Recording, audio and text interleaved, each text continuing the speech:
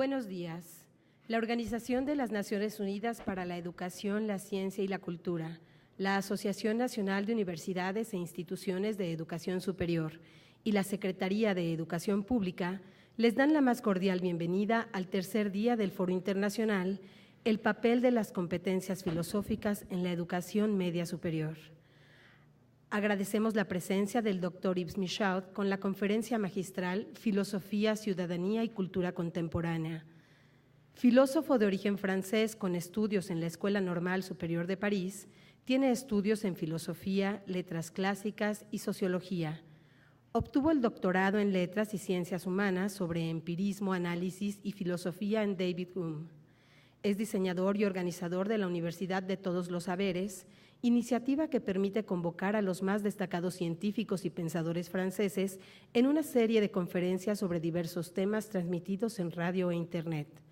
Ha sido profesor en diversas universidades como Clermont-Ferrand, Montpellier, Rouen, Berkeley, Edimburgo, Túnez, Sao Paulo y la Universidad de París. En el marco de su actividad como crítico de arte, fue director de la Escuela Nacional de Bellas Artes de París de 1989 a 1996. Sus ámbitos de especialización son la estética, particularmente el arte contemporáneo, y la filosofía política, la violencia como hecho antropológico, los controles sociales, las experiencias contemporáneas. Por favor, un fuerte aplauso para el doctor. Doctor, le cedo la palabra. Buenos días, muchas gracias y agradezco por su invitación a dar esta charla. Lo siento, pero hablaré en francés porque mi castellano es muy malo y además yo quiero un poco de precisión. Yo pienso que la filosofía necesita precisión y entonces me parece mejor que hay una traducción. Entonces voy a empezar en francés. La philosophie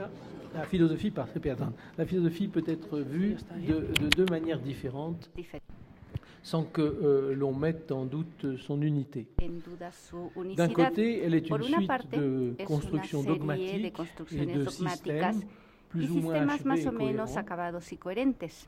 Il y a une systématique una sistemática del platonismo, del aristotelismo, del tomismo, del cartesianismo, del kantismo, del positivismo, etc. E incluso una filosofía poco sistemática, pero coherente y rigurosa como la de Wittgenstein, ha sido sistematizantes, cuando hablamos, por ejemplo, del primero y del segundo Wittgenstein. Las historias de la filosofía y una gran parte de la enseñanza de la filosofía dan una gran importancia a este carácter sistemático, por lo menos en la tradición que en Europa llamamos tradición continental. Por ejemplo, en Italia, para los estudios de bachillerato, la filosofía que se enseña es esencialmente historia de la filosofía y de las ideas. En Francia, en las clases de bachillerato se exponen más bien temas, por ejemplo, el tiempo, la sociedad, las pasiones, pero se hace esto recurriendo mucho a los grandes autores y a la historia de la filosofía. Por otra parte, la otra forma de verla, la filosofía se trata de argumentos que se intercambian, de interacciones dialécticas, incluso cuando se abordan los problemas conceptualmente más difíciles y muy abstractos. Las interacciones entre los filósofos pueden tener lugar directamente, frente a frente, en una situación de diálogo y de discusión. También pueden tener lugar a distancia, cuando los filósofos se leen entre ellos, se contestan, se critican o se inspiran unos de los otros.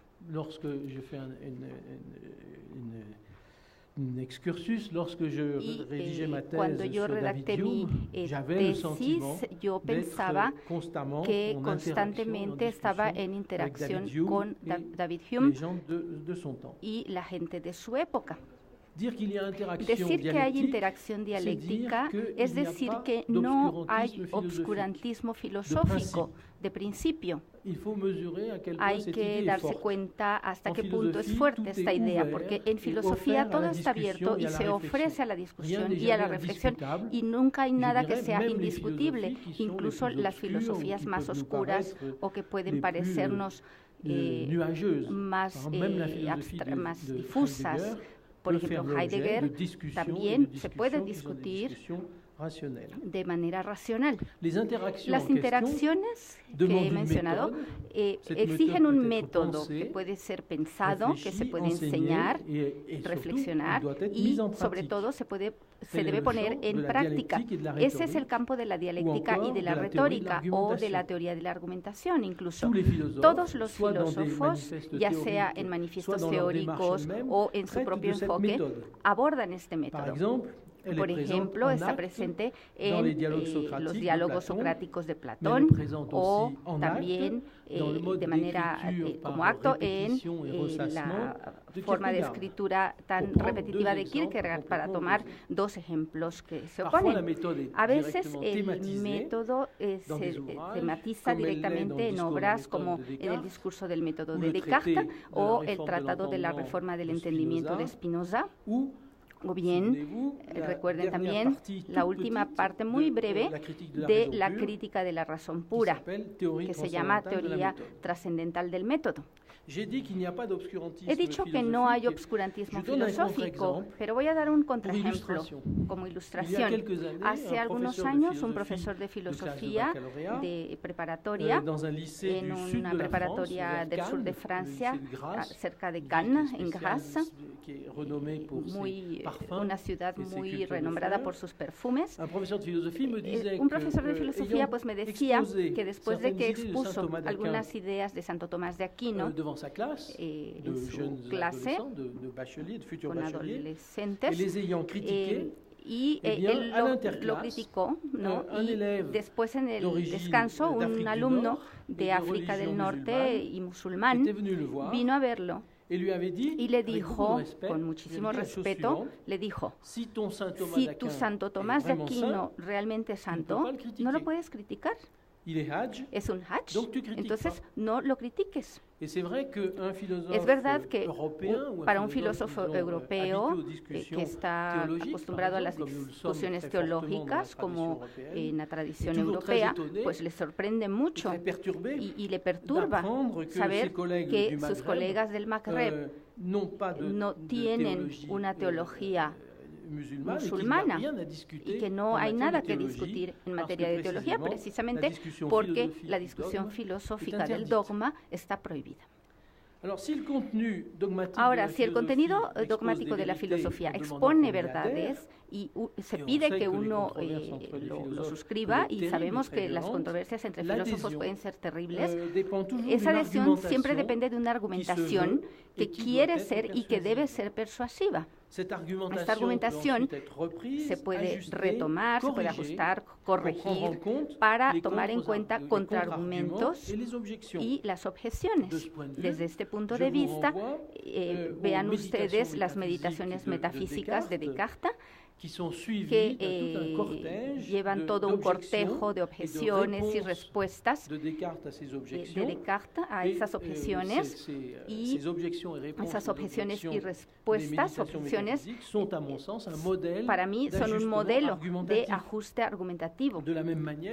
Igualmente, el diálogo entre Locke y Leibniz, a partir del ensayo filosófico sobre el entendimiento humano de Locke y de los nuevos ensayos de Leibniz, también son un modelo o modelos de ajustes argumentativos en filosofía.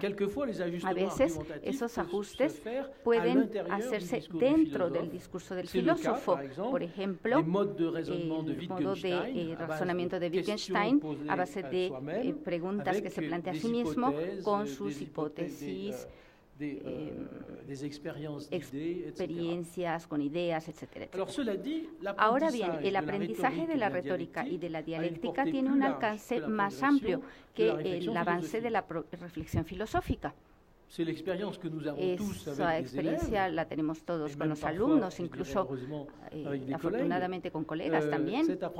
Ese aprendizaje favorece la civilidad, la convivialidad, el respeto de los demás, el sentido del intercambio, del compartir, un escepticismo moderado hacia las creencias prematuras, demasiado simples, y se trata de no hacer prevalecer a todo precio tesis, sino de hacerlas prevalecer dentro de las reglas de la discusión, y en ese sentido la filosofía tiene eminentemente su lugar en la enseñanza a los niños y a los adolescentes, porque de esta manera contribuye a la formación de la sociabilidad y de la disposición democrática.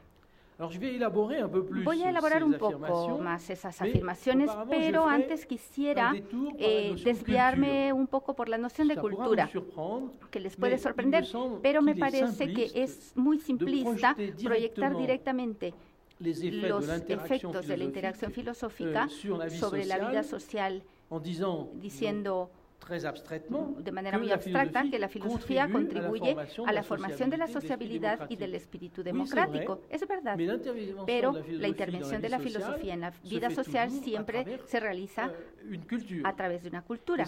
Y eso quiere decir que los cambios en la cultura modifican evidentemente las condiciones de esa intervención. Y vuelvo a mi ejemplo de la teología musulmana. Es un gran desafío para las democracias que están tratando de instaurarse en los países del Magreb. Tienen un gran desafío para promover un elemento crítico, una filosofía de reflexión en una cultura que bajo la influencia religiosa no acepta ese tipo de intervención crítica.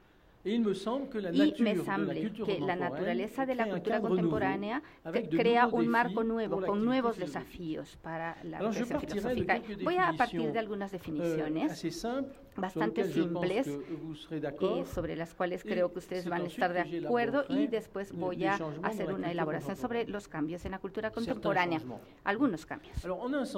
Entonces, en un sentido amplio, la cultura es el conjunto de componentes de una forma de vida humana. Y entiendo por forma de vida en el sentido del filósofo Wittgenstein. Creo que lo mejor es dar algunos ejemplos. Existe la forma de vida de los agricultores sedentarios, pero también la de los grupos nómadas, las tribus nómadas, la forma de vida de los marinos que se van por mucho tiempo, la forma de vida, un ejemplo más contemporáneo, la forma de vida de las vedettes internacionales, del jet set, por ejemplo, de los grandes DJ o de los grandes artistas de cine. En este sentido amplio, una cultura corresponde al modo de vida de un grupo, y ese grupo puede ser de muchos tamaños e incluye muchos elementos diferentes. Ese modo de vida o forma de vida o de cultura incluye hábitos alimenticios, formas de alianza matrimonial, formas de prácticas sexuales, hábitos vestimentarios, tipos de horarios, lenguas, e incluso jergas, dialectos, etcétera, dentro de la lengua. Y la cultura abarca todos esos aspectos, yo diría, desde los más ordinarios hasta los más elaborados. Cuando hablo de lenguas con jergas o lenguas muy particulares, hay un libro sobre la industrialización del entretenimiento, y he estudiado la cultura de la música electrónica y esas lenguas particulares de los fanáticos de la música electrónica dentro de una lengua como el inglés o el español. Realmente son sublenguas muy herméticas para las personas que son ajenas a esa cultura. Las formas de vida humana son muy numerosas y culturalmente casi innumerables, porque hay grupos humanos muy diferentes. Algunas culturas solamente incluyen a un pequeño grupo de iniciados, a veces grupos de sobrevivientes que están en vías de extinción, otras veces las culturas nacionales incluyen grupos muy grandes con un impacto evidentemente de los fenómenos de mundialización. Esto es una definición culturalista de la cultura que implica el reconocimiento de que todos los grupos de todas las sociedades tienen su cultura, y esta definición no distingue entre alta cultura y cultura popular o cultura ordinaria. Ahora bien, tenemos otra idea de la cultura más refinada, elitista en cierto sentido, que es la idea de la alta cultura, es decir, la idea de un sistema de valores que particularmente elaborado y refinado. Me parece, para dar cuenta de esta segunda definición, que se trata de un refinamiento de valores que guían las prácticas de la cultura en el sentido anterior, es decir, que hay una alta cultura, pero que es la elaboración de valores subyacentes en las formas de vida de la cultura en el primer sentido, pero con un refinamiento y una elaboración particulares de los valores subyacentes a esas formas de vida. Por ejemplo, porque hace rato les hablé de las formas de vida de los marineros en su relación con el mar. Pues los personajes de marineros que encontramos en las novelas de John Conrad corresponden a idealizaciones de la cultura de la marina, de los transatlánticos, y las novelas de John Conrad son logros superiores tanto de la novela de aventuras como del relato de marinos. Y la alta cultura está presente en todas las culturas, en realidad, y no solamente es la alta cultura de las élites europeas o de las élites internacionales. La alta cultura es la elaboración, el perfeccionamiento de valores que están presentes en toda cultura en el sentido amplio, incluso cuando se toma prestado de otras tradiciones culturales. Eso pues era para hablar del marco de reflexión. Ahora bien, ¿para qué sirve una cultura? Creo que es hora de decirlo en el sentido general. Una cultura, de hecho, es un segundo medio, un medio intermedio, gracias al cual el grupo humano organiza su relación colectiva con el medio como tal. Lo que podríamos llamar la naturaleza o el ambiente o el medio ambiente, si en realidad la cultura no estuviera ya presente en la definición misma de esa naturaleza y de ese medio ambiente. Por ejemplo, siempre siguiendo el caso de la forma de vida de los marineros, la cultura de la forma de vida de los marineros sirve de intermediario entre el grupo de marinos y el elemento natural que llamamos el mar. La cultura del marino lo hace nombrar con algunos nombres técnicos: los vientos, las corrientes, los peligros, los lugares, los peces, etcétera. Y en ningún lado hay un mar en estado bruto, un elemento que fuera realmente natural. La cultura marítima funciona como un segundo medio dentro del cual los hombres entran en relación y enfrentan de manera colectiva al mar. Pero el mar también está definido dentro de esa cultura. Si tomamos la cultura de los marineros, una subcultura importante como la de los surfeadores, entonces ahí tenemos otro elemento natural con un desarrollo de toda la forma de vida de estas personas. La cultura con su lenguaje, sus sublenguajes que intervienen dentro de esta cultura. Entonces, a partir de ahí, entendemos para qué sirven los valores de la alta cultura. Sirven como modelos para transmitir y enseñar las convenciones de la cultura, tal cual. Nos dicen cómo deben ser las cosas, cómo hay que hacerlas, cómo son las cosas cuando están bien hechas. Un buen ejemplo aquí sería una receta de cocina. cocina, que nos dice cómo preparar un platillo culturalmente correcto y también sirve para transmitir la cultura culinaria y alimentaria del grupo. Entonces, en los dos sentidos que he mencionado, la cultura tiene un valor de adaptación porque permite adaptar la relación con el medio y permite a los recién llegados aprender las formas de vida del grupo. A partir de estas consideraciones generales, y aquí me detengo con eso, que podemos aprender los cambios importantes en nuestra cultura contemporánea y las formas presentes de la cultura, porque evidentemente el filósofo ya no va a tener las mismas condiciones del filósofo de Grecia o del Renacimiento o en la cultura académica y universitaria del siglo XIX. Me parece que nuestra cultura occidental, pero no solamente ella, la cultura occidental en sentido amplio, diría yo, tiende a apoyarse cada vez más en tres mediaciones, que son la de la ciencia y la técnica, la comunicación y la mediación del mito. Entonces, lo que yo sugiero es que la filosofía va a tener que intervenir en el contexto de esas tres mediaciones, de la mediación de la ciencia y la técnica, el contexto de la mediación de la comunicación y el contexto del mito. Las mediaciones científicas y técnicas no las voy a exponer en detalle porque están omnipresentes. Ustedes están aquí, pueden escuchar la traducción simultánea para los que le están escuchando y yo estoy hablando ante un micrófono. Nuestra mediación es totalmente científica y técnica en este caso, en este mismo momento. Entonces, vivimos en un mundo que está organizado y controlado por la ciencia y la técnica.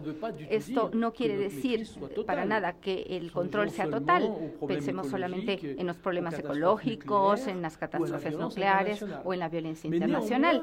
Sin embargo, en el contexto de esta mediación científica y técnica, nuestro proyecto es el del control o el dominio, aunque incluso los terroristas con los valores religiosos más antiguos y más espirituales, de hecho, utilizan teléfonos celulares, el satélite, Internet y vehículos todoterreno.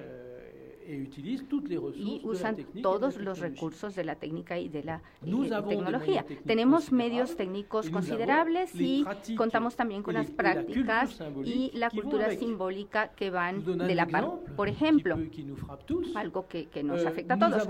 Hemos vivido en una sociedad hasta ahora, hasta hace poco, en una gran ciudad como México, y todavía hay muchos. Hemos vivido en una sociedad que mantenía y reparaba con mucho cuidado todos los objetos. Y pasamos a una sociedad que los tira cuando se descomponen y compran un nuevo modelo. Claro que no lo hacemos porque estamos en una sociedad de despilfarro. Pero además, más bien, estamos en una sociedad donde los objetos son técnicamente diseñados de manera integrada.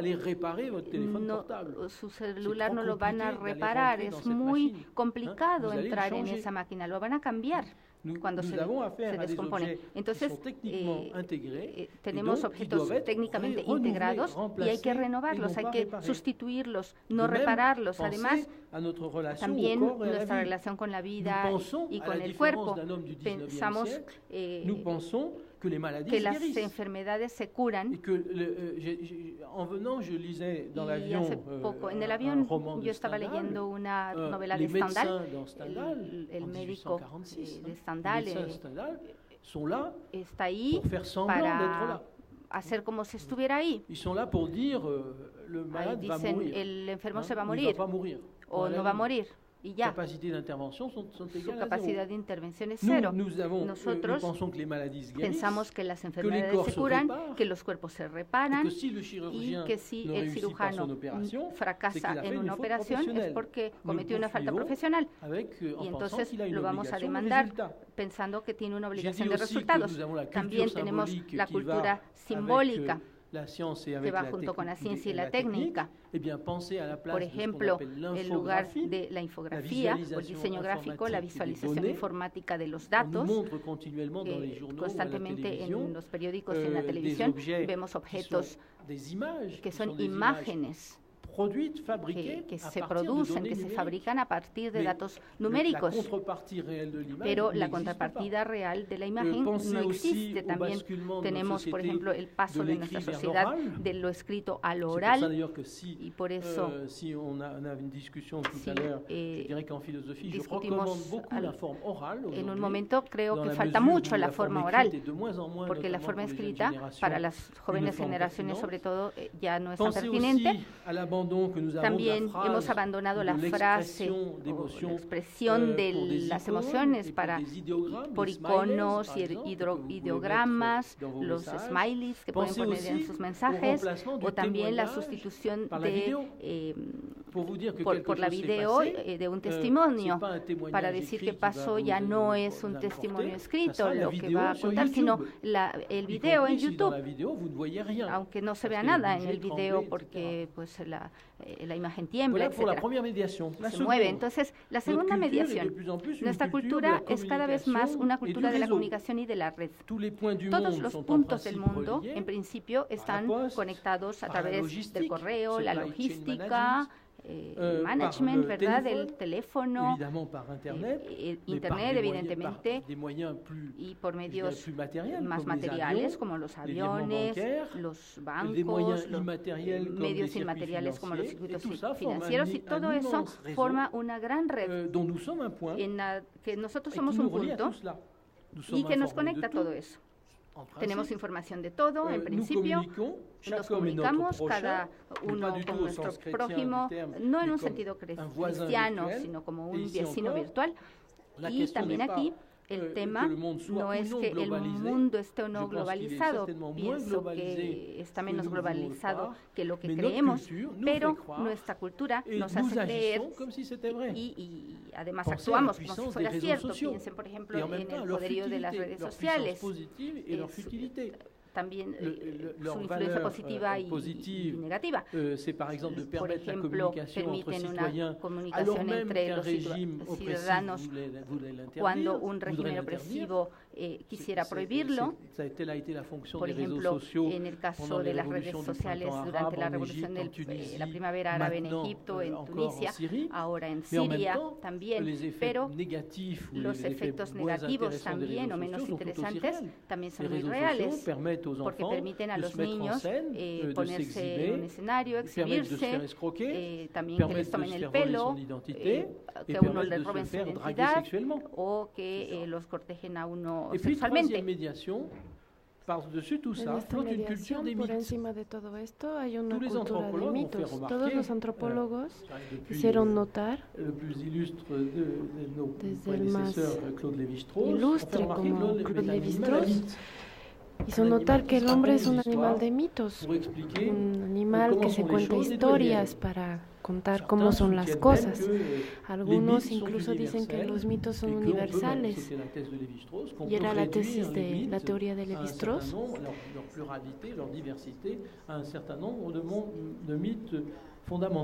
Que hay una cierta cantidad de mitos fundamentales. Lo que cambia hoy en día es que estos mitos son difundidos, multiplicados por los medios de comunicación y de entretenimiento, por una forma que no tiene nada en común con la palabra, la oralidad de antiguos. Hoy Homero tendría una voz muy débil, porque tendría que competir con muchos más Homeros de la comunicación, ¿no? En cine, en televisión, la música, porque difunde un mar de mitos que necesitan algo que difundir. No hay misterios en el éxito de las películas hollywoodenses o de las series de televisión. Hay guionistas extremadamente cultos que reciclan los mitos, los más poderosos de la historia humana. Y nosotros también recibimos todo este reciclaje de mitos. Esta necesidad de mitos también se manifiesta se manifiesta en el éxito de las prácticas de storytelling, en el hecho de que preferimos muchas veces los mitos a la verdad histórica.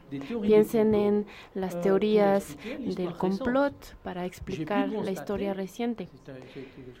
Pude observar que cuando se les enseña a adolescentes, la realidad de los hechos históricos se ha vuelto algo muy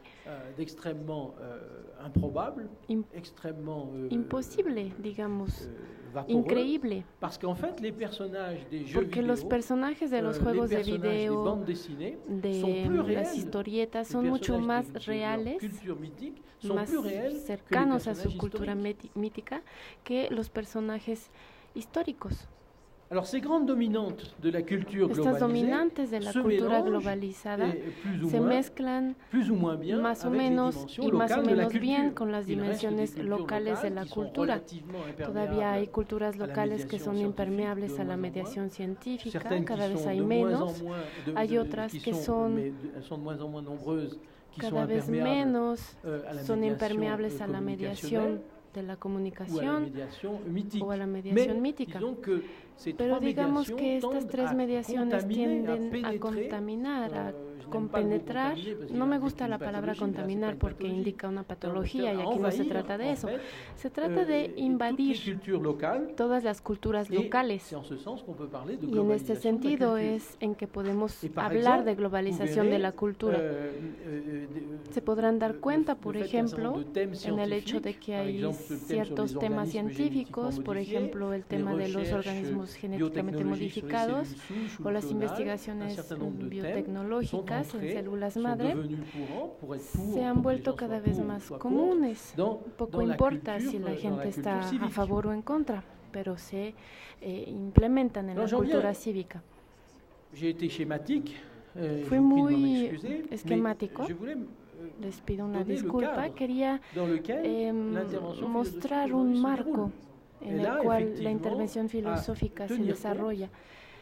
Y hay que tener en cuenta que intervenimos en un marco en donde hay comunicación, hay mitos, hay técnica.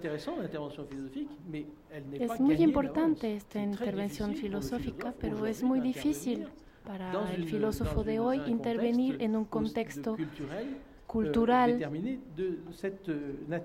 de este tipo. Hay un malestar en la cultura, difundido, transportado por la comunicación y los desplazamientos. Yo diría que este malestar es todavía más grande, importante, porque nos damos cuenta de que los remedios tradicionales son difíciles de utilizar, las soluciones son difíciles de implementar. Las sociedades ya se han cuestionado sobre este malestar en su cultura. Las crisis culturales fueron constantes en la historia. Pero digamos que conocíamos dos soluciones principales a los malestares en la cultura. Se puede hablar de regreso a la tradición, regreso a las creencias antiguas, la respuesta conservadora o tradicionalista, o lo que yo llamo la respuesta romana, una respuesta por la virtud, por medio de la virtud. Ya que antes no se conocía la decadencia, ¿no? La otra respuesta más reciente apelaba a, yo diría, una restauración. No más tradición, sino más luces, digamos, más inteligencia. Y es lo que yo llamo la respuesta del siglo XVIII, es decir, una respuesta por el conocimiento, por el espíritu crítico. Yo diría que estas dos respuestas tienen sus valores, pero hay que ser lúcidos sobre sus límites. La evolución del mundo nos impide regresar directamente a la tradición. Hay una especie de sofismo que está presente. Para volver a la tradición habría que oponerse a fuerzas que nos impiden volver hacia atrás. Es una tarea desesperada. Y en cuanto al conocimiento, no es lo suficientemente fuerte para oponerse a las derivas a las que queremos escapar. ¿Qué puede el conocimiento científico contra el mito, contra la publicidad, contra el deseo de entretenimiento, contra la búsqueda del placer? Sobre todo si tenemos la honestidad de reconocer que el conocimiento científico es exigente, que demanda esfuerzo y por lo tanto no es accesible a todo mundo. No hay que hacerse ilusiones sobre su poderío. La base misma de la cultura es actualmente problemática. La base de la cultura es la transmisión de la educación. Son tan problemáticas como indispensables. Vivimos en sociedades en donde la educación es amplia, es un progreso inestimable en comparación con lo que estaba pasando hace unos 100 años. Piensen en el analfabetismo. Estamos viviendo en una época en donde la educación es amplia, pero en donde los orígenes en contra de la educación son muchos. Hay tentaciones, hay adicción al placer y al sueño. Y nos cuesta muchísimo transmitir cosas,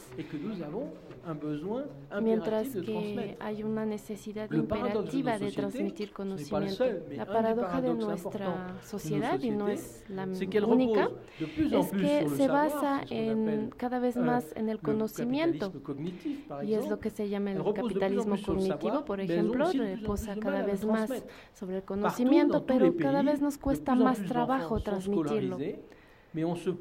Hay cada vez más niños escolarizados, pero uno se queja de que no sepan nada.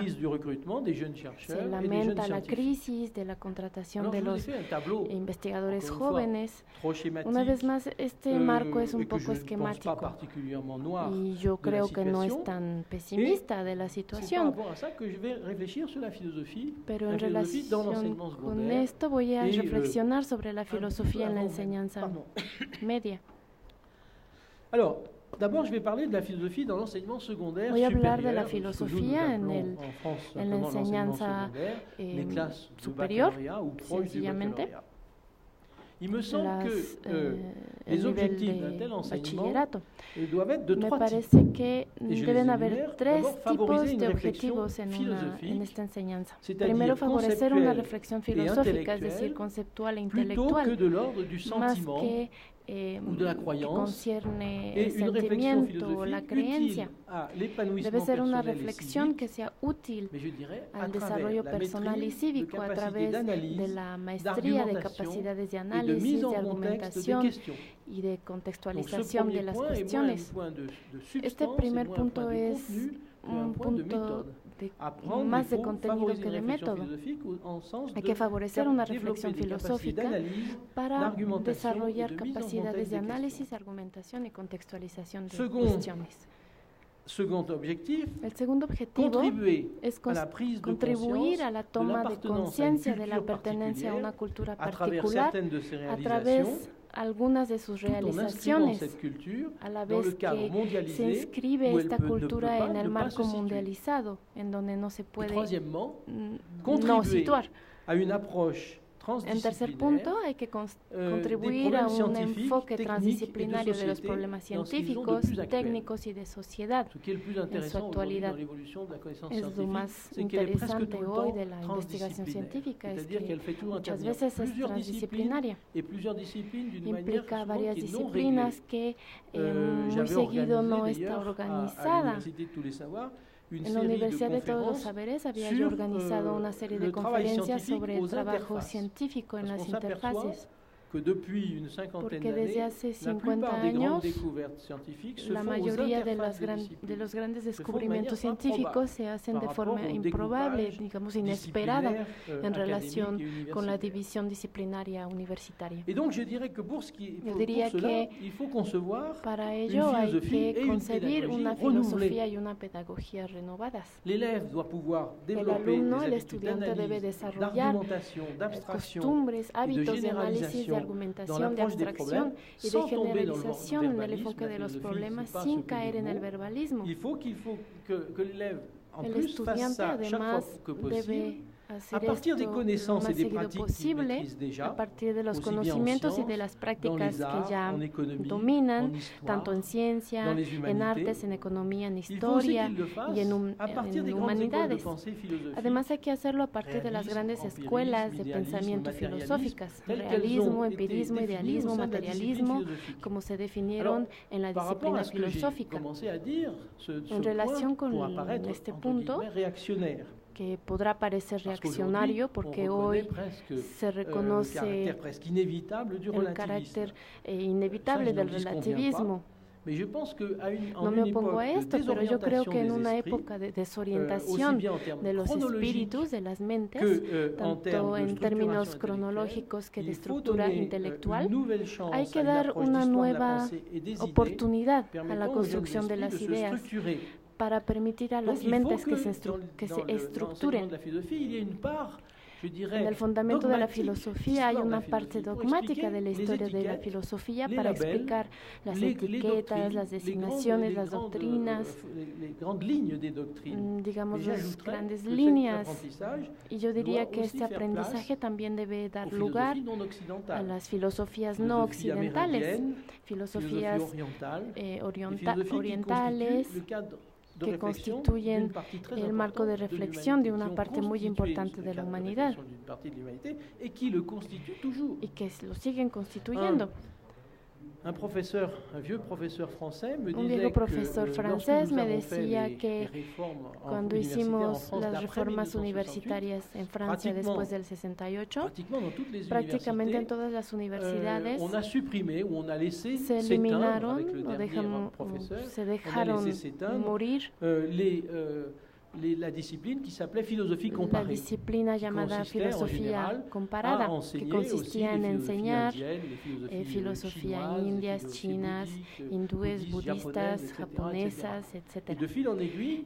Y poco a poco todo este aspecto del conocimiento otro, diferente, desapareció.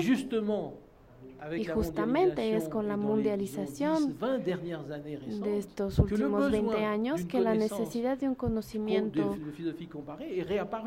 comparado reapareció. Por ejemplo, una de las editoriales universitarias más dinámicas en este campo Hawaiian University Press. Hawaiian University Press, que se especializan en el comparativismo de la filosofía europea, oriental, occidental y filosofía de Extremo Oriente. Alors, il faut aussi que cette deuxième aspect, también il faut que cet enseignement contribue à l'éducation, à la citoyenneté. Esta enseñanza debe contribuir a la ciudadanía y yo creo que las cuestiones abordadas deben ayudar al estudiante a situarse de forma lúcida y consciente en el mundo contemporáneo. Deben haber una cierta cantidad de nociones como la tecnociencia, el medio ambiente, la biotecnología, la noción de comunicación, la noción de riesgo. El estudiante debe, ya que pertenece completamente a este mundo y que llegó hace poco, el estudiante debe poder diferenciar las condiciones de existencia del hombre en un mundo antiguo, no tan alejado, pero casi desconocido por las nuevas generaciones, y las de un mundo contemporáneo pluricultural, pluriétnico, móvil, informado y sobreinformado. Un mundo en donde el desarrollo científico y tecnológico es el motor del desarrollo y del cambio. un mundo que también está destabilizado por este desarrollo, en particular en su relación con la naturaleza. Yo diría que los estudiantes sensibles a la complejidad del mundo y del medio ambiente, del medio, bueno, hasta ahora no he dicho nada original y diferente a lo que lo que decimos aquí y en todo el mundo. Yo creo que más bien voy a hablar de método. Eh bien, nous devons chercher à arriver à l'acquisition de compétences. Debemos buscar la adquisición de competencias, de habilidades determinadas. Si yo dijera esto frente a un público francés, yo creo que no podría terminar mi discurso. Habría mucha oposición, así que aprovecho su tolerancia, su hospitalidad para decir estas cosas. La filosofía debe llegar a un desempeño. No solo hablar de historias de filosofía. Primero se debe poder comprender.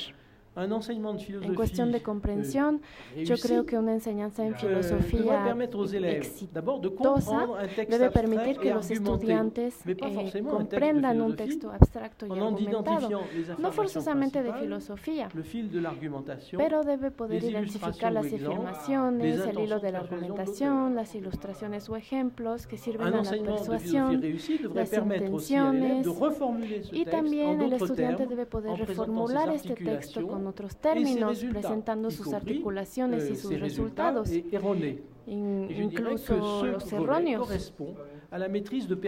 Esto corresponde al dominio de desempeño, que en la antigüedad dependían del aprendizaje de la retórica, es decir, el arte de razonar y argumentar.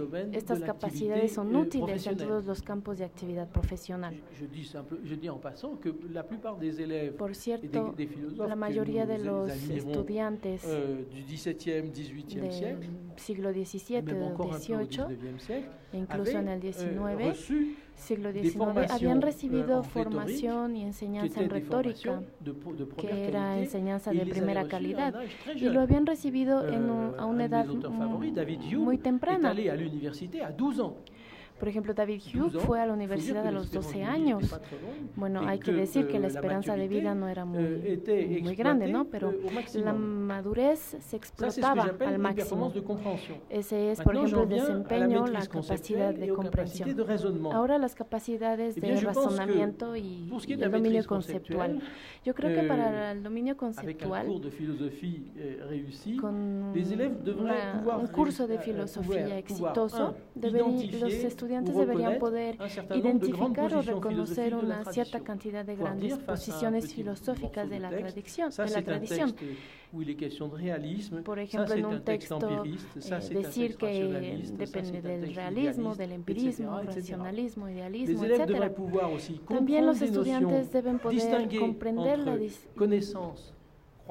la diferencia entre conocimiento, creencia, probabilidad, evidencia y prueba. Si ustedes observan cualquier noticiero, incluso de buena calidad, se fijarán que los periodistas no hacen la diferencia ya entre estas nociones. La posibilidad de reconocerse en los eventos, en los acontecimientos del mundo, disminuye. Los estudiantes también deben poder comprender las nociones de individuo, comunidad, nación, derecho, obligación, norma, moral, no forzosamente todas las nociones de la filosofía, pero ciertas nociones indispensables para orientarse en el mundo contemporáneo. También deben poder comprender algunas cuestiones epistemológicas y metafísicas de los enfoques de las ciencias, las técnicas, y bueno, no hay que pedir demasiado, pero también hay que conocer algunas cuestiones metafísicas, como las de libertad, de Dios, del mundo, de la existencia, y esto es lo más difícil.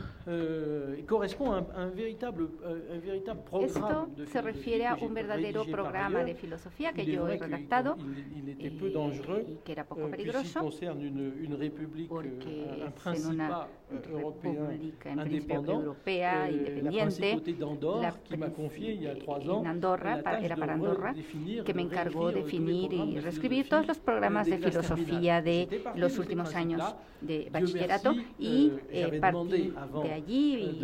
Pues antes yo pregunté cuántos profesores de filosofía se iban a ver afectados y me dijeron que 3. Y de esos 3, uno no la aceptó y cambió de disciplina y otros dos jóvenes hicieron algo todavía más interesante que lo que yo había definido. Realmente hicieron algo maravilloso. Ahora, lo que acabo de decir se refiere a la enseñanza secundaria avanzada, pero me parece que la filosofía puede aportar otras cosas si se le aborda mucho antes de la preparatoria. Y yo trabajé, por ejemplo, con niños de secundaria entre 11 y 14 años y es realmente la edad en que antes los niños abordaban los temas de retórica, el arte de razonar en seminarios, etc. Entonces no se trata de enseñar la filosofía como un contenido teórico, sino de iniciar a los niños a la reflexión, enseñarles a reflexionar, analizar, argumentar a partir de situaciones de diálogo. Y yo creo que esa es una experiencia que yo mismo realicé, un poco por casualidad al principio, porque me pidieron, después del año 2000, una revista francesa para preadolescentes, OCAPI se llama la revista. Me preguntaron si quería yo tener allí una sección de filosofía. Me rasqué la cabeza para preadolescentes. Dije, y finalmente les propuse que sí quería, pero a partir de conversaciones reales con niños. Y así yo trabajé durante varios años con grupos de 12 a 15, nunca más, entre 12 y 15, y hacíamos reuniones de 2 horas por semana con un tema que se abordaba durante 2 horas, y la participación era voluntaria. Queríamos, pues preguntábamos quién se quería inscribir en a estas sesiones, y todos los alumnos quisieron participar, y entonces había una lista de espera muy larga, porque muchos quisieron participar y fue muy apasionante. Yo no escogía el tema, la revista lo escogía y yo lo iba descubriendo al mismo tiempo que los niños. Y se trataba de preguntas filosóficas típicas, por ejemplo, ¿quién soy? ¿Me pertenece mi cuerpo? ¿Puede uno vivir solo? La muerte es el final de todo, porque la guerra, etcétera, etcétera. Y al final hice una recopilación de todos estos temas en 2 volúmenes. Es la filosofía 100% adolescente y la continuación en 2 tomos, pues. Y durante esas experiencias descubrí varias cosas. Primero, la notable capacidad de análisis que tienen los preadolescentes antes de que los deforme demasiado las ideas hechas, los prejuicios de grupo, que son realmente muy maléficos, todo lo que les cuentan los medios de comunicación. Y en muchos aspectos estos niños eran mucho más abiertos, mucho más inventivos en razonamiento que mis estudiantes de la universidad, que yo atendía al mismo tiempo. Otra cosa que descubrí fue la posibilidad de alcanzar un excelente nivel de reflexión, muchas veces muy técnico, a condición de no exponer doctrinas, sino tratando de plantear problemas, preguntas. Y recuerdo que les expuse mucho la concepción de Quine sobre la indeterminación de la traducción y la inconmensurabilidad de los esquemas conceptuales acerca de una pregunta sobre las lenguas. Todos los niños les interesó muchísimo esta reflexión sobre el antropólogo que va a cazar con un indígena y encuentra a un conejo, y el conejo, el indígena dice que es un gabagay, el antropólogo se pregunta si vio partes de bueno, hay una narración sobre el conejo y todo este fenómeno, y los niños pueden entender muy rápido. Ahora bien, algo que me interesó mucho fue que este tipo de experiencia no podía desarrollarse si no se enseñaba primero a los niños un método de dialéctica, con principios muy simples. Cada uno toma la palabra a la vez y cada uno tiene que escuchar a los demás con mucha atención. Nunca hay que burlarse de alguien que dice o que cree que está diciendo una tontería, porque eso puede hacer avanzar la discusión. Nunca vacilar en preguntar qué quieren decir las palabras, saber reconocer cuando uno se equivoca y permitirse cambiar de vía cuando la discusión se bloquea. Entonces, yo solamente estaba retomando los puntos principales del método socrático, tal como Victor Goldschmidt lo expone Víctor Goldschmidt en los diálogos de Platón, pero sobre todo lo que yo veía era las ventajas cívicas de estas sesiones. Los niños aprendían a escucharse, a tomarse en serio entre ellos, enriquecían, matizaban su lenguaje, porque hay un déficit de lenguaje entre los niños y los jóvenes. Yo me acuerdo de un niño de origen extranjero que vino a verme al final de una sesión y me dijo, siempre hablamos de nación y no sé qué es. Y literalmente no sabía que era un tema importante en el debate político en Francia, la identidad nacional. Pero ese niño, ese joven de 17 años, me dijo, no sabía literalmente cómo utilizar ese término de nación.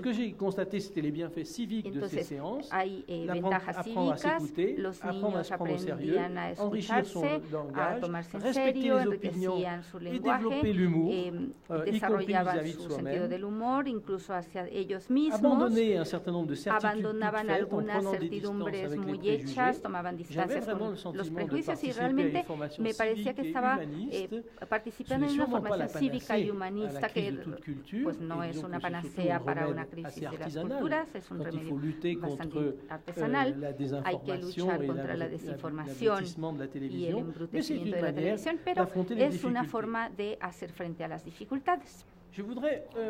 Ahora quisiera abordar otro punto, el penúltimo, antes de avanzar hacia mi conclusión, sobre la enseñanza secundaria. Es un poco fuera de su cuestionamiento, pero creo que puede ser positivo para ustedes. Los niños y los adolescentes se forman en el aprendizaje de cierto número de cosas a través de los programas de enseñanza y muchas veces, a pesar de los esfuerzos de renovación, en Francia son esfuerzos muy moderados en realidad, hay que decirlo, y espero que aquí esté más avanzado. Estos programas son muy librescos y los alumnos no ven muy bien para qué sirven, lo que quieren decir y sobre todo a qué prácticas corresponden. Y me parece en este sentido indispensable abrir la escuela y la preparatoria a gente que hace investigación de alto nivel. Como lo he dicho en mi presentación, fundé y dirigí una universidad popular a partir del año 2000 y en el marco de esa celebración quisimos revisar todos los conocimientos con una conferencia cada día. En 2000 fueron 366 conferencias en la Universidad de todos los conocimientos. Es muy cansado, no les aconsejo imitarme con una conferencia cada día. Y lo que yo quería y que aceptaron el ministerio que financiaba, se trataba insistir en las ciencias y las tecnologías porque me parecía que como estamos en sociedades de cultura científica y técnica, la gente se tenía que dar cuenta de que es parte de su cultura, la ciencia y la técnica. Entonces yo di mucha importancia a las ciencias exactas y a las tecnologías en esas 366 conferencias. 2/3 de las conferencias pues, fueron sobre ciencia y tecnología y un tercio sobre humanidades y ciencias humanas. avec au passage un phénomène intéressant, c'est que nous avons eu beaucoup de succès, mais nous avons toujours plus de public pour les conférences scientifiques que pour les para las conférences científicas que para las humanidades. Eso es muy interesante. Le public ver avait que el une vraie público demande realmente tenía una demanda de aclaraciones sobre cuestiones científicas. Bon, ce qui s'est passé, et c'est là où je reviens à mon sujet aujourd'hui, ce qui s'est passé, c'est qu'à partir de 2005, de l'année 2005, nous avons continué nos conférences en direction con las du public, conferencias para mais el nous avons público, décidé de nous pero adresser aussi aux decidimos lycéens, también trabajar con los alumnos de preparatoria, du monde secondaire, con et gente nous avons de envoyé nos secundaria, conférenciers, les mêmes chercheurs y de très haut enviamos niveau, a los mismos nous les avons envoyés dans les investigadores lycées de alto pour nivel faire découvrir a aux las élèves preparatorias la para connaissance, que los l'activité alumnos de recherche descubrieran par des las adolescents. actividades Un de adolescent investigación. n'a Entonces, aucune idée un de ce adolescente que sont no pour de tiene bon mucha la idea science, de la lo recherche, que es realmente la le monde de la ciencia, la connaissance. investigación, el mundo Il a del très souvent conocimiento. très faible idée Muchas de à quoi veces servent les choses sabe qu'il poco apprend. para qué sirve Et donc, lo nous que avons aprende. organisé, à Entonces, partir de a 2005, partir de en général 2005, 140, 150 organizamos conférences 140, par an 150 dans les conferencias lycées cada sur tous año les en las sujets preparatorias, possibles, sobre sur tous les todos sujets los qu'on temas nous demandait de posibles traiter. que nos pedían. L'addiction aux drogues, La le adicción a las réchauffement drogas, climatique, el les calentamiento migrations, les climático, catastrophes las naturelles, migraciones, mais aussi catástrofes des naturales, sujets pero también comme temas le travail como du el physicien, trabajo de los qu'est-ce que c'est que físicos, la que géologie, es la technique geología, des plaques aujourd'hui, etc., la geotécnica de las Ce placas, que nous etc. voulions, c'est que les Entonces, élèves lo que nosotros comprennent, queríamos era que los alumnos avec un vrai comprendieran spécialiste, ce que c'est que le con travail du a través géologue, de un verdadero ce que c'est que le especialista travail du qué es el généticien, trabajo ce que del veulent dire des mots geólogo, comme identité, palabras como communautarisme, identidades, justice, comunitarismo, risque, etc. justicia, Et je riesgo, crois etc. Y me une des tâches parece des que una de universités las aujourd'hui, tareas de los universitarios c'est de actualmente s'ouvrir es sur le monde abrirse de l'enseignement al mundo de la secondaire supérieur, enseñanza à la fois pour secundaria y recruter superior des para clients, je dirais, tout bêtement, simplemente mais reclutar pour clientes, réaliser pero también la para mission de diffusion du savoir, realizar et una surtout misión de la difusión de los motivation conocimientos et de y de motivar, sensibilisation des jeunes sensibilizar a los à leurs jóvenes orientations para futures. sus futuras Il n'est pas orientaciones. possible que No es l'orientation posible est un des que, problèmes como vraiment la orientación cruciaux es un dans tema le circuit realmente scolaire crucial en los secondaire. circuitos escolares Et, secundarios si les o de élèves ont une preparatoria, petite idée, si el alumno tiene des un possibilités qui poco leur sont idea offertes, de las je crois posibilidades que ça que peut tiene, changer beaucoup de choses. creo que se pueden Alors hacer bien muchas sûr, cosas. j'en viens à ma conclusion. Y vuelvo Il ne ahora faut paso pas a mi croire que de conclusión. No hay que telles, creer initiatives que estas viennent à bout iniciativas des forces de la sottise acaben et con de la l'abrutissement. tontería y el embrutecimiento. C'est difficile de Es neutraliser difícil neutralizar los efectos de la publicidad, de la telerrealidad, de la telebasura, etcétera, etcétera. Mais l'idée qui est au centre Pero de mes la idea que comme está en elle el centro était de au mis centre, je dirais, propuestas, de beaucoup des como débats que j'ai en muchos entendus ici, debates c'est l'idée que la a los que he réflexion est asistido, es essentielle à une que culture la qui reflexión fait es place esencial para à una un regard cultura critique. que deja espacio Maintenant, para una mirada crítica. Ma conclusion sera Mi peut-être un peu conclusión moins optimiste, sería en tout un cas, poco menos plus optimista, nuancée. pero más matizada. Il est possible, je yo pense, creo de faire beaucoup que plus dans se nos puede hacer sociétés mucho pour la más en réflexion nuestras et sociedades l'éclairement para des la citoyens. reflexión y la Il est ilustración de los possible de faire beaucoup ciudadanos. plus pour leur Creo que hay éducation que et hacer la mucho transmission más, des se puede valeurs hacer para su culturelles, educación mais y à la transmisión de condition los valores, pero de ne pas, a condición de savoir s'y de prendre saber et cómo de ne pas hacerlo suivre les y vieux no schémas seguir los académiques, viejos de ne esquemas pas tomber académicos, non no plus dans les effets caer de mode ya et de médias, en los mais altos surtout de ne efectos pas de suivre moda y les de vieux los schémas medios de académiques. Une comunicación. grande partie de l'effort Una qui est gran fait parte sur del l'éducation esfuerzo est un sobre effort la qui est educación fait es un sous des esfuerzo formes que se académiques. hace Il en faut formas inventer de nouvelles académicas. formes, Hay que comme je inventar dis, des formes de nuevas sensibilisation. formas Un de des- sensibilización.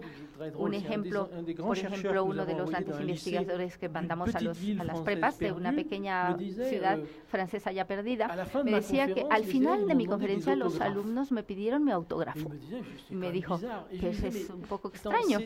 ces adolescents, ils ont Esos aucune chance de adolescentes voir un vrai no chercheur. tienen ninguna de leur dire, si oportunidad tu ne viens pas, de ver a un verdadero leur présenter investigador. ton activité. Or, c'est un Usted, chercheur tú qui est le extrêmement membre de presentaste l'Académie des sciences, tu, jeune, tu trabajo, extrêmement es una compétent du investigación point de vue joven, théorique, un extrêmement homme de investigador terrain joven, aussi, c'est quelqu'un qui passe son alguien temps, que à está aller voir, constantemente en el toutes les campo plaques tectoniques, viendo las les placas affleurements de plaques tectónicas tectoniques, y un peu todo dans lo tous que les pasa allí mondes. en el mundo, ¿no? Il faut savoir Entonces, innover pues hay que là-dessus. saber innovar. C'est pas un cours sur la No es un tectonique curso des plaques, sobre la par un geotecnia bon de las professeur placas qui suffira. por un Faut buen aller profesor. montrer les choses Realmente et puis hay que ir a compter enseñarles sur, las cosas l'effet de realmente como motivation son qui peut être y aussi motivarlos un effet de hasard, también.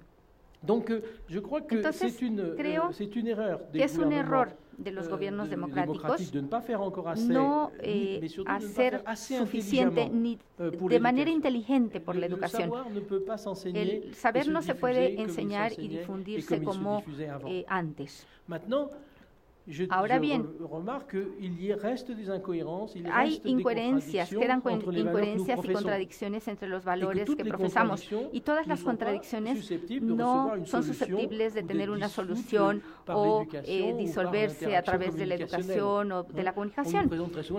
Muchas veces nos presentan la filosofía como una interacción, una comunicación, pero hay que poder instaurar una comunicación sin límites, sin restricciones, y eso es imposible prácticamente en nuestras sociedades. Hay valores que realmente son incompatibles e irreconciliables, y a veces tenemos que tomar partido. Los valores del espíritu crítico son casi irreconciliables con los de la fe religiosa. Los valores de la libertad pueden ser incompatibles, más allá de cierto punto, con el individualismo y con los valores de la igualdad. Los valores del individualismo, entran en conflicto con los de la especie. Los valores del humanismo y de la benevolencia pueden ser incompatibles con los de la sobrevivencia y la autonomía, etcétera, etcétera. Hay conflictos graves, antinomias, para los cuales no hay una respuesta toda hecha. Y yo creo que la cultura es un segundo medio que nos pone en relación con el exterior. Si consideramos que es un segundo medio, aunque sea artificial, y al final de cuentas es natural, es una característica de la naturaleza humana, pues queda poco espacio para la reflexión y la crítica, porque hay que admitir que finalmente la vida comete sus errores y también encuentra sus soluciones, pero si consideramos que ese segundo medio permite al ser humano tomar hasta cierto punto su suerte en sus manos, le permite innovarse, liberarse, pues entonces hay un gran margen de acción y mucho más espacio para la reflexión, para la acción. Y por mi parte, yo soy más bien empirista y no especulativo, pues yo dudo mucho entre esas dos visiones. Considerando la especie humana en general, tiendo más bien en creer en la primera opinión, o sea que la cultura es parte de nuestros medios biológicos, y el lugar de la cultura es marginal. La cultura evoluciona igual que nuestra especie humana. Pero como filósofo, apegado a la cultura de las luces, prefiero la segunda solución. Y por eso creo que es posible y es fructífero reflexionar sobre la cultura y que se pueden hacer cambios como los que recomiendo con la enseñanza de la filosofía. Pero esto no debe cegarnos y hacernos creer, que somos todopoderosos. Muchísimas gracias. Se han distribuido unas papeletas para entrar a la sesión de preguntas y respuestas. El doctor nos va a hacer favor de contestar algunas de ellas. Sí. Bueno, por el momento hay muchas que me parecen... Yo intentaba de ver si hay algunas que se pueden eliminar, pero no. Entonces... Una cuestión de metafísica terrible. ¿Qué diferencia existe entre el tiempo antiguo y el tiempo moderno? Non, alors je vais dire en français. Vamos a ver. Una primera diferencia sería que el tiempo antiguo es mucho, no totalmente, pero sí es mucho más un tiempo cíclico. Cosas que vuelven, y sobre todo el tiempo contemporáneo, pero esto es muy esquemático, me da vergüenza. El tiempo contemporáneo es muy acelerado, con diferencias de ritmo, de tempo, que son muy importantes. Uno de los grandes problemas actualmente para los filósofos, sí, los investigadores, pero también en las empresas, es tener que ver con un tiempo de urgencia, un tiempo muy acelerado que deja menos tiempo para la reflexión. precisamente. Y muchas veces las empresas me hablan para que yo les hable precisamente de la forma de tratar las emergencias. Alguien que tiene que tomar decisiones importantes y graves puede salir un poco, tomar distancia para abordar la emergencia. Tenemos un tiempo más lineal que el tiempo antiguo, pero también es un tiempo con aceleraciones y que a veces se hace más lento. La enseñanza de la filosofía en Europa tiene una repercusión sobre los jóvenes de hoy que se conforman o que se rebelan. Pues evidentemente es cierto también para las revoluciones árabes. Los movimientos, para mí, los movimientos de las revoluciones árabes y de los indignados son muy cercanos. Conozco muy bien la situación en Tunisia. Los tunecinos tenían un muy buen nivel de educación, pero pasaron tres cosas hace poco. Primero, pues el desempleo. Luego ha habido corrupción que se concentró en los medios del poder. Antes la corrupción era en toda la sociedad allí en Tunisia, pero y tercero, también el régimen se volvió más policíaco. Antes era menos policíaco, hace 15 años, pero es el nivel de formación de los jóvenes tunecinos lo que jugó mucho, y el nivel de reflexión a través, sobre todo, de la mediación de la comunicación. La filosofía sí que juega un papel importante. Uy, hay muchas preguntas. Bueno, sobre la fuerza del discurso, esto es muy técnico, perdón, pero es muy técnico.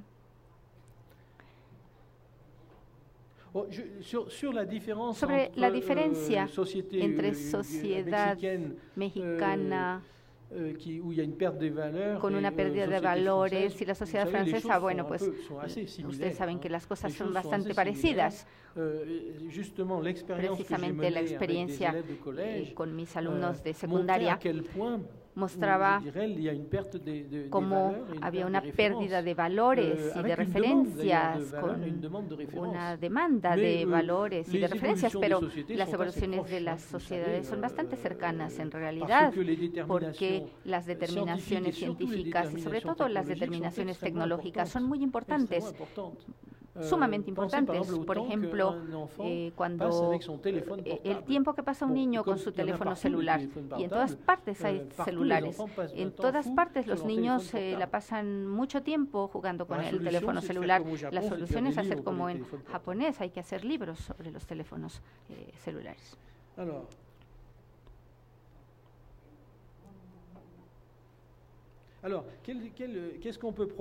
¿Qué se puede proponer para el estudiante adolescente en la alta cultura?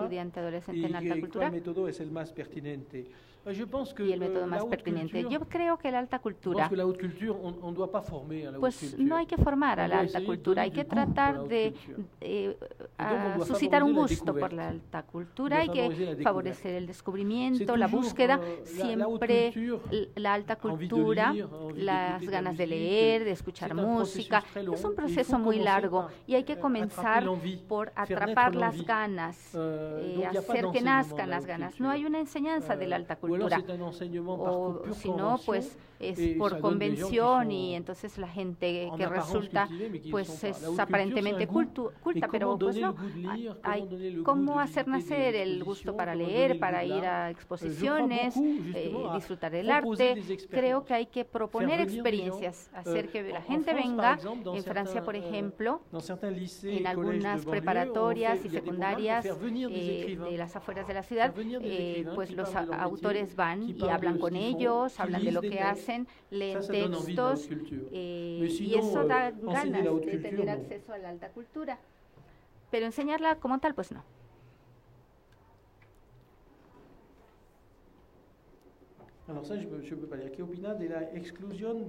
Una pregunta sobre la exclusión o la inclusión. La inclusión de la diversidad religiosa.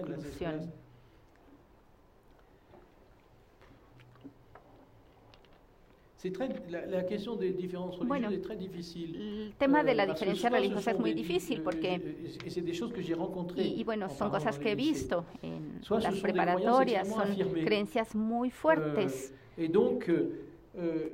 Entonces la diversidad religiosa se va a volver una forma de intolerancia.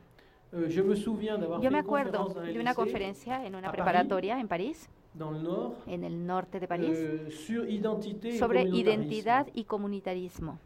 Y el director de la preparatoria me había dicho, tengo alumnos que vienen de 31 nacionalidades, 31 países, y hay que hablar de comunitarismo, pero sobre todo no hable de religión. Si habla de religión, aquí va a haber una guerra en media hora.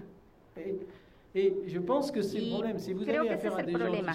Si la gente tiene una creencia muy fuerte, pues ahí están todos los elementos de la intolerancia y eso no tiene que haberlo en la escuela. Pero si hay una diversidad de la religión en conciencia, pues es muy interesante aceptarlo y discutirlo incluso. Pero hay que tener cuidado.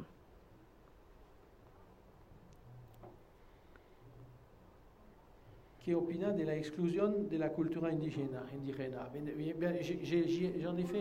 Bueno, aludí un poco a esto en mi conferencia. Creo que hay que dar a los alumnos la posibilidad de situarse en su cultura, incluso con referencias a las particularidades de esa cultura. Y creo que la cultura indígena es un poco como la filosofía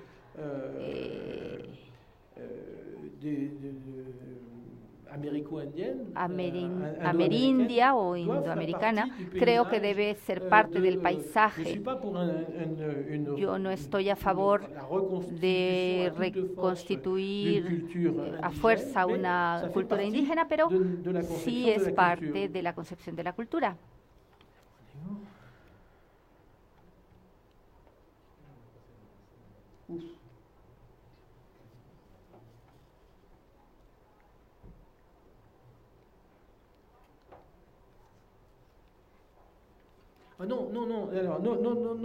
¿No le parece arriesgado hablar de competencias filosóficas en México cuando en su lugar de origen no le ha sido aceptada?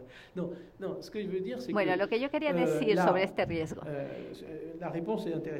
Esta respuesta es interesante porque una pedagogía de las competencias ahora es la orientación más interesante y creo que es la más prometedora para el futuro en materia de educación. No hay que enseñar contenidos, sino competencias o desempeños. Hay una frase de Wittgenstein que me parece genial.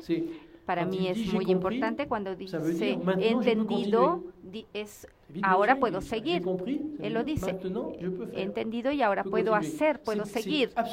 Es totalmente la expresión de una pedagogía de la competencia. Es ahora lo puedo hacer y creo que toda pedagogía, por ejemplo, cuando se enseña una lengua extranjera, tiene que ser una pedagogía de la competencia. En Francia, por ejemplo, tenemos una oposición muy fuerte a la competencia por razones burocráticas, de programas, de organización. Pero todas las reformas que hay ahora en el país o en los países donde la educación funciona van en el sentido de la competencia y la filosofía debe ser una filosofía, debe ser un método que busque enseñar competencias. Muchas veces digo, provocando nada más, que un estudiante de filosofía que ha entendido muy bien lo que es la filosofía debe poder entender una carta administrativa de 2 páginas. La traducción doit pouvoir comprendre un texte bureaucratique. Comprender un texto Quand vous avez pu lire des bureaucrático. textes de Kant, vous êtes sûrement capable de lire un texte bureaucratique. Mais c'est vrai que les compétences pour lire des textes administratifs ou des textes juridiques sont peu répandues. Et c'est ça que j'appelle un aspect de la compétence à maîtriser des arguments abstraits, maîtriser la construction d'un discours, c'est une compétence. Non, je pense que les pédagogies iront de plus en plus dans le sens de pédagogie de la compétence. Cada vez más en el sentido de la pedagogía de las competencias. Bueno, yo creo que no voy a poder contestar a todos, ¿verdad? Son muchas preguntas. Bon, donc j'ai répondu à une autre question sur les compétences. Ya respondí a una pregunta sobre las competencias.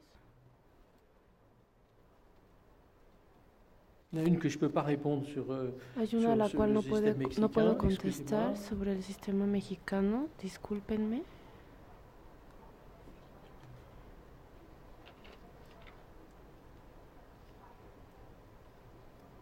Ah oui, c'est ça. Il y a eu plusieurs, on a beaucoup insisté sur la bioéthique. Se insistió mucho en bioética como un problema de la sociedad contemporánea. Hay algunas otras tendencias o cuestiones filosóficas de carácter global, aparte de la bioética. Bueno, yo diría, obviamente, las cuestiones de medio ambiente, desarrollo global, incluso la noción misma de medio ambiente, la relación entre hombre y animal, la naturaleza del hombre, la naturaleza del animal, es un tema muy importante, así como las cuestiones de vigilancia, yo diría, la trazabilidad. Es lo mismo que las cuestiones tecnológicas. Ustedes saben que con su celular los pueden rastrear. Entonces, y se puede saber todo acerca de ustedes. Y desde hace mucho. De la misma forma, hay videocámaras de vigilancia. Entonces, este tema de la vigilancia es una cuestión muy importante. Es una cuestión de filosofía, porque al mismo tiempo nosotros la pedimos, la exigimos por razones de seguridad y también sencillamente por razones de salud. Si estamos muy contentos que hayan archivos médicos que con toda nuestra información, ¿no? Entonces yo creo que es un tema para el filósofo. La cuestión de la muerte es una cuestión fundamental para el filósofo actualmente, sobre la vejez, la muerte. Hay muchos investigadores que promueven investigaciones que prometen un hombre quizás no inmortal, pero que viva 120 años. ¿Qué sería una sociedad en donde haya más muertos vivientes que vivos? Estas son algunas cuestiones filosóficas.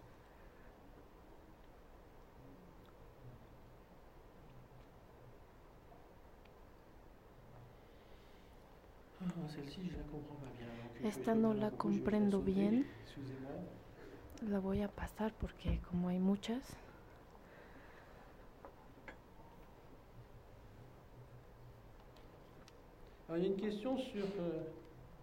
Una pregunta sobre esta nueva definición corresponde a una posmodernidad, como fracaso de la razón. Yo diría que para nada. Me gustaría hablar de posmodernidad en arte, que corresponde a un cambio considerable de la sociedad, pero aquí es un proceso mucho más radical que la posmodernidad. No estamos en una sociedad posmoderna. Los cambios fundamentales son los del poder científico y de la comunicación. Yo creo que eso no hace desaparecer la modernidad, sino que nos hace entrar en otro mundo que no es posmoderno. Cuando yo organicé una serie de conferencias, 18 conferencias sobre la genómica, el estado actual del conocimiento, uno de los primeros conferencistas dijo, por primera vez en la historia de la humanidad, que no concierne a la modernidad, por la primera vez estamos en una sociedad en donde hay una producción industrial del conocimiento científico. Eso no es posmoderno. Los posmodernos justamente esperaban, los positivistas, por ejemplo, los discípulos de Auguste Comte, esperaban una producción industrial, pero la forma que está tomando hoy no tiene nada que ver con lo que esperaban. Es otro mundo.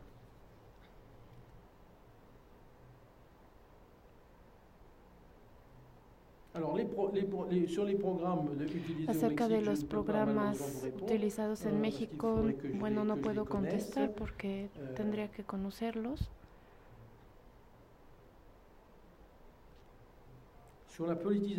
sobre la politización de la cultura. Je dirais, une question sur est-ce que la culture se politise? ¿La cultura se politiza? Yo diría que yo tomaría partido del mundo antiguo. Hay movimientos de balanza en donde la cultura se politiza y otros en donde se despolitiza. Estamos en un momento interesante porque hay muchos lugares en donde la cultura se despolitiza y al mismo tiempo hay otros aspectos, a veces en esos mismos países, en donde la cultura se politiza. Si ustedes observan la producción, y bueno, a veces estos dos aspectos se conectan muy ambiguamente. Si ustedes ven la producción de música electrónica, de discoteca, en la que todos los jóvenes escuchan, si ustedes toman este caso, es una cultura muy despolitizada, pero al mismo tiempo es una cultura muy alternativa en relación con el mundo de los adultos, de los hombres políticos, de las organizaciones sociales. Es un mundo que está cerrado en sí mismo, está ensimismado. Entonces, de cierta forma, eso la repolitiza, porque hay ciertas personas que están en esta cultura, y en particular los jóvenes que la aprecian. Ellos se posicionan, incluso sin quererlo, fuera del sistema. Y es lo que se puede ver en el movimiento de los indignados. Actualmente hay intelectuales, también hay desempleados, gente que no quiere hacer nada, personas del espíritu anarquista. Bueno, es una mezcla de todo esto, politización o despolitización. Yo creo que no es fácil distinguirlo.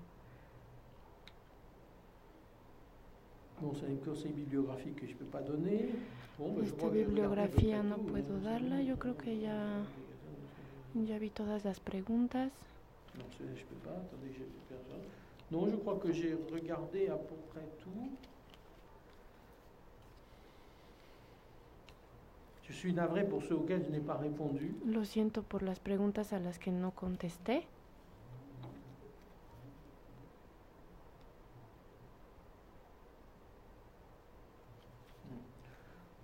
Ah, peut-être que non.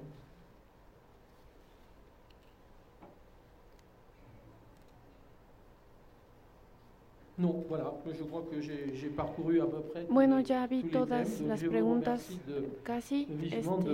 Les agradezco mucho por su atención, por sus preguntas. Les pido una disculpa por las preguntas a las que no contesté. Muchísimas gracias.